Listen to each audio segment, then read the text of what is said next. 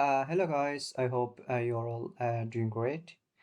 So in this video I'm going to show you how to set up a screensaver on Windows 10. Are you ready? So let's get started. Click on Start menu and then Setting.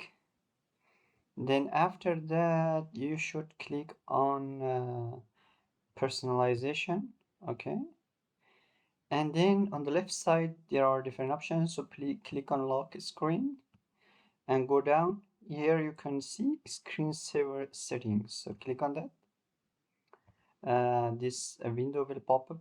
So here you can choose your screensaver, the type of your screensaver. It should be 3D text. It should be for example my STFI, like that.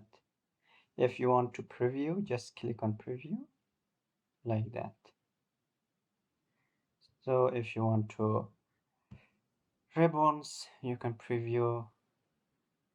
Yes, that's how you can set. So here you can set the time after how many minutes it will pop up, so I set it into 1 minute. Yeah, that's just click on apply and OK. That's how you can set up screensaver on Windows 10. Thank you guys for watching. If you have any question, just drop them in the comment section. I will be very happy to help you out with that.